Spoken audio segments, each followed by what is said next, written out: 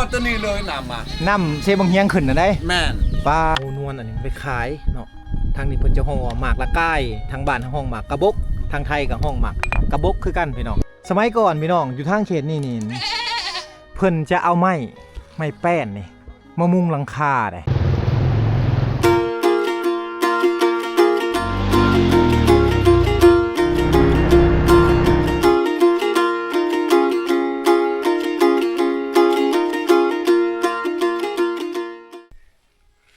กับทักทายสบายดีสวัสดีพ่อแม่พี่น้องเมื่อสุขุสุคนคือเก่ายินดีต้อนรับทุกคนเข้าสู่ช่องเบาโหนดพะเลาะพี่น้อง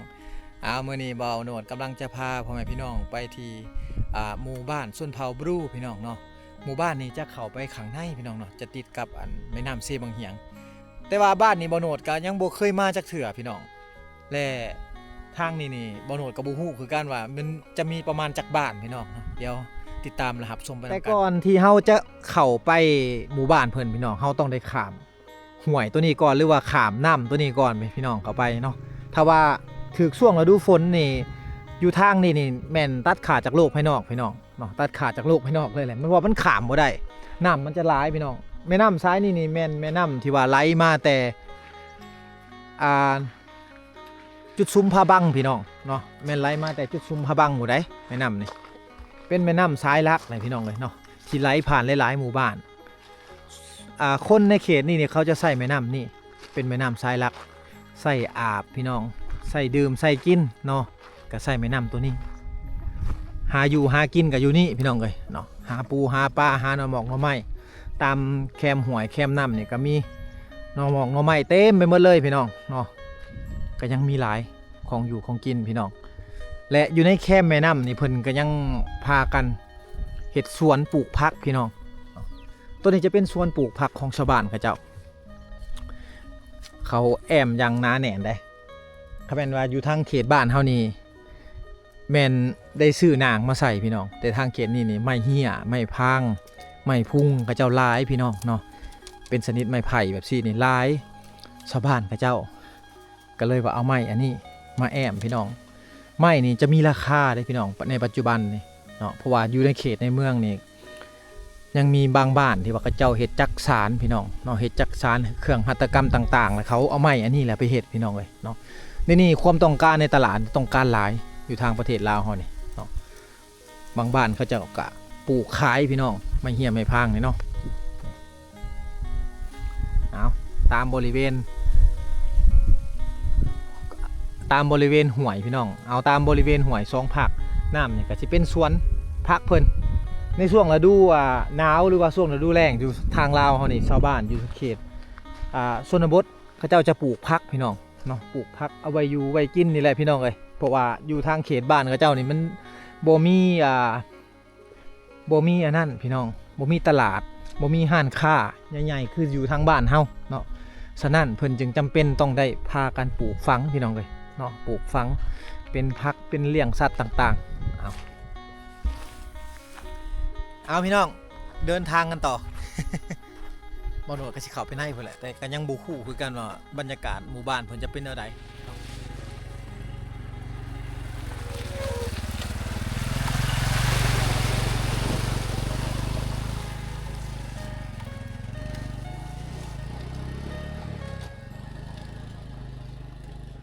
เส้นทางที่เราจะเข้าไปก็สิประมาณนี้พี่น้องเนาะอยู่ในเขตชนบทอยู่ทางเขตนี่ใครแต่เพิ่นยังมีไฟฟ้าเด้อพี่น้องเพิ่นยังมีไฟฟ้าใช้บ่มีหลักเสาไฟฟ้าเข้าไปฮอดบ้านแล้วแต่ว่าจะมีจักบ้านบ่โดนก็ยังบ่ฮู้คือกันเดี๋ยวติดตามรับชมไปนำกันเนาะทางเขตนี่จะเป็นหมู่บ้านชนเผ่าบรูพี่น้องเนาะหมู่บ้านชนเผ่าบรูชนเผ่าตรีตามบริเวณภาคทางนี่ก็จะเป็นสวนไม้วิกเนาะสวนไม้วิก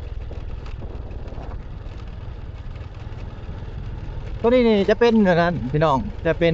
สวนไม้วิกของพวกข้าคนจีนเด้ของโรงงานเขาเจ้ามาเสาที่ดินแล้วเขาก็ปลูกเนาะปลูกแล้วเขาก็ตัดเขาโรงงานถ้ามาสู่ช่วงฝนนี่คือสิเขายากออกยากพี่น้องน้ำนี่ก็จะขึ้นสูงแน่แต่ก็ทางนี่ก็จะมืนจะลื่นแน่เป็นต้มแน่เนาะ เส้นทางเข้าบ้านกับเจ้านี่พี่น้องตอนนี้เบาโนดมาฮอดบ้านสลุงแล้วพี่น้องเนาะหมู่บ้านนี่เป็นหมู่บ้านที่อยู่เรียบกับแม่น้ำเซบังเฮียงอันนี้ก็คือในบ้านเพิ่นเอาก่อนเฮาจะเข้ามาถ่ายคลิปในหมู่บ้านเพิ่นนี่ก็ต้องได้ขออนุญาตจากในบ้านเพิ่นก่อนเนาะสบายดีใหญ่สบายดีอ้ายเพิ่นเป็นในบ้านบ่เฮาห้องในบ้านห้องในบ้านเนาะเป็นห้องในบ้านข้าพเจ้าเป็นคณะบ้านวังไห้แต่ว่าอยู่คุมฉลงมาคุยอยู่คุมสลุงโดยโอ้เมืองชิโปนเฮาโดยเอ้ามื้อนี้ก็ขออนุญาตถ่ายหมู่บ้านให้เด้อเด้อโดยบ่เป็นหยังบ่เป็นหยังขออนุญาตถามนี่อันหมู่บ้านนี่บ้านสลุงนี่มีจักหลังคาเฮือนโอ้51หลังคา51หลังคาเฮือนโดยโอ้คนนี่ประมาณ100กว่าเพิ่นแล้วเนาะคนอยู่277โอ้277โดยเป็นบ้านใหญ่พี่น้องเป็นบ้านชนเผ่าดั้งเดิมของคนลาวเฮาได้อยู่ทางเขตนี้เพิ่นอาศัยอยู่เรียบตามแม่น้ำเซบังเฮียงโดยแม่นบัดช่วงฝนนี่อยู่นี่แล้วเนาะช่วงฝนก็อยู่นี่บางเทื่อก็ฝนตกหนักมากกับติ้นไปอยู่ภูพุ่นแหละน้ำมันท่วมหมดใส่น้ำเซบังเฮียงโอ้ฮ้อนมื้อนี้นี่ท่วมหมดบ้านเฮานี่ป้าบ่ปี2000ก็ได้ท่วมฮอดบ้านป้าน้ำมันได้โดยเบิ่งเฮือนเฮาสิขี้เปลี่ยนฮอดนี่เลยได้เฮือนเพิ่นได้เฮือนนี่ก็หลังนี่ก็คือการฮอดตัวนี้เลยได้ทางใดนี่ฮอดใส่นี่เลยได้น้ำไหนขี้เหือเอานี่ฮอดฮอดพี่เลยน้ำน่ะฮอดตัวนี้เลยน้ำมาน้ำเซบังเฮียงขึ้นน่ะได้แม่นป้าได้ขี้เหือเอามันบ่ขี้เหือไปพ่นปบอยู่ขึ้นภูแล้วแม่นเพิ่นขึ้นไปอยู่พุ่นพี่น้องแม่นขึ้นภูแล้วตามภูน่ะซ้ำซาน้ำลงแล้วจึงมาเฮือนแม่นเนาะโดยเอาอันนี้คือวิถีชีวิตไทยบ้านเขาเจ้าถ้าถึงช่วงฝนน้ำหลากน้ำลายพี่น้องเอ้ยน้ำแถวนี้จะท่วมแน่นอนเพิ่นว่าขนาดเพิ่นว่าเพิ่นอยู่สูงเลยนี่นะเนาะซึ่งแล้วก็ยังมันท่วมเนาะแต่ละบ่แม่นคู่ปีมันแต่ละปีบางเทื่อเนาะบางปีเนาะบางปียังท่วมบางเทื่อก็4-5ปีมันท่วมเทื่อนึง7-8ปีมันท่วมเทื่อนึงนะเป็นแนวนั้นโดยเอาขอบใจเด้อเดี๋ยวเฮาเลาะหมู่บ้านก่อนโดยมาแต่ซิเลอร์นี่ปลูกมันบ่อยู่ทางหลังบ้านเพิ่นนี่จะเป็นอันนั้นพี่น้องเป็นเซบังเฮียงเนาะเพราะว่าเซบังเฮียงนี่จะไหลไปใส่เมืองเซโปนพี่น้องไงเนาะเซบังเฮียงนี่จะไหลไปใส่เมืองเซโปนพุ่นได้คือแม่น้ำเซบังเฮียงพี่น้องเป็นแม่น้ำสายลักๆของชาวบ้านเขาเจ้าที่เขาเจ้าใส่อยู่นี่เนาะแม่น้ำเซบังเฮียงนั่นเองโอ้แม่น้ำสายใหญ่พี่น้องเนาะถ้าว่าถึงช่วงฤดูฝนมาเนี่ยทางนี้จะท่วมมันเลยเนาะทางนี้จะท่วมขึ้นว่าแต่ว่าเพิ่นอยู่สูงซำนี้นี่น้ำจะขึ้นฮอดอันผู้เพียงอันนั้นเพิ่นพี่น้องเนาะเพียงเสาเฮือนเพิ่นเนาะกระบกเนาะเจ้าเอาไปขายบ่ไปเอาอยู่ใช่หมากกระบก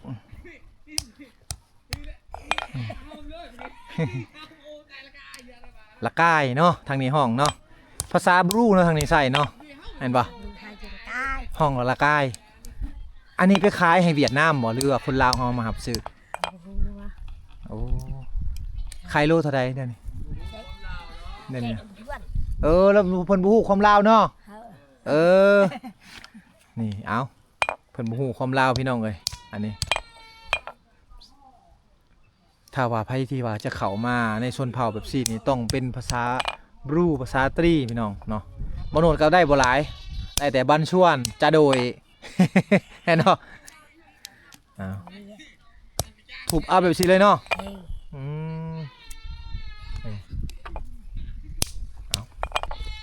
ถูกเอาแบบนี้แหละนี่เห็นบ่เก็บมาแบบซี่แหละเอานวลอันนี้ไปขายเนาะทางนี้เพิ่นจะห้องหมากละก้ายทางบ้านห้องหมากกระบกทางไทยกับห้องหมากกระบกคือกันพี่น้องอยู่ทางเขตชนบทเฮานี่ยังมีหลายนี่เพิ่นเก็บมาเป็นสอบนี่แม่นหมดเลยนี่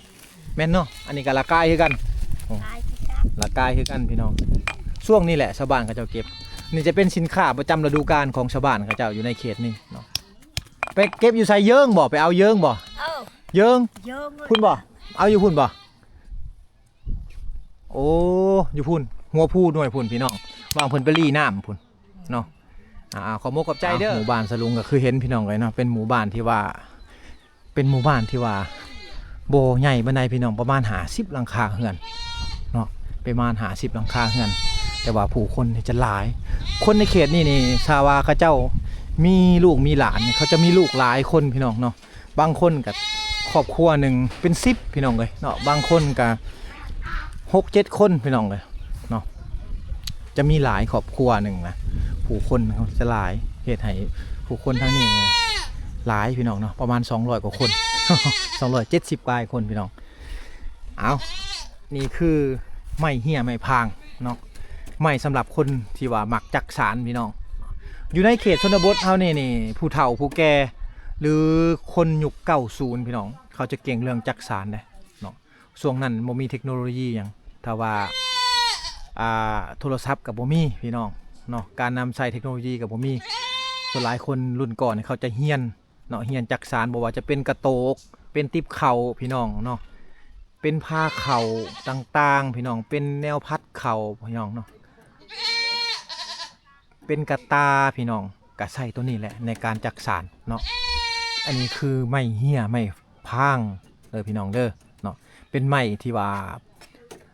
เปลือกบางๆพี่น้องเนาะเป็นไม้ไผ่ที่เปลือกบางๆเนาะเอาไว้จักสารโดยเฉพาะสมัยก่อนพี่น้องอยู่ทางเขตนี่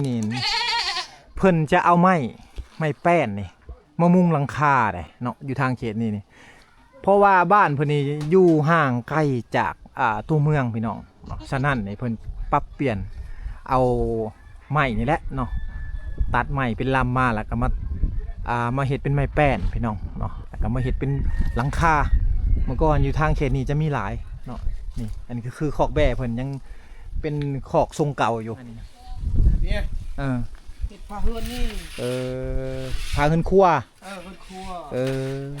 นึ่งข้าวนึ่งน้ำกินนี่แหละมีเงินทำบ่มีไม้เนาะก็เลยว่าต้องได้ใส่อันนี้พี่น้องใส่นี่แหละใส่อันนี้เอาอันนี้คือไม่เหี้ยไม่พังที่ว่าเพิ่นเอามาเฮ็ดได้เอามาแต่ผักเซ่พุ่นเลยเนาะผักเซ่แต่ดงแต่ป้าเอาใส่เหือขามมาพี่น้องเอ้ยเนาะมัดแล้วซี่เด้อเป็นไม้บางๆเนาะไม้แบบซี่นี่เฮ็ดเครื่องหัตถกรรมนี่ดีเพิ่นคักทางนี้คักสารติดเข่าสารผ้าเข่าต่างๆพี่น้องแต่ว่าอันนี้นี่เพิ่นจะมาเฮ็ดผ้าเฮือนเนาะเฮ็ดผ้าเฮือนเอามาแล้วตีมันแป้ๆออกบ่ผ้าตีมันแป้ออกตีมันแป้ก่อนจะได้เนาะบ่ง่ายเฮาสบายเฮาชานเด้อแม่นแล้วก็สารใส่กันเนาะเป็นแผ่นใหญ่ๆแบบนี้แผ่นใหญ่นี่ชานเขานี่นี่คือชานเขานี่เห็นนี่สารแบบสั้นพี่น้องแบบอยู่ในกล่องตารางคนนี้แหละเนาะจะเฮ็ดจักมืออะไรเพิ่นครัวเจ้านี่ได้ชอกชามมือแล้วมันยากยังบ่ทันแล้วเนาะเด้เงินครัวเพิ่นพี่น้องเพิ่นต่อออกมานี่นั่นแหละนี่2-3 มื้อแล้วอยากไหมมันบ่คือทางบ้านเฮาแต่ว่าทางนี้บ่ได้ซื้อทางบ้านเฮานี่ต้องได้เสียเงินซื้อแพงเติบได้ไม้แป้นคู่มือนี่ได้พี่น้องเอ้ยเฮ็ดเฮือนดินกับเฮือนใหม่ราคานี่ซูซีกันเลยคู่มือนี่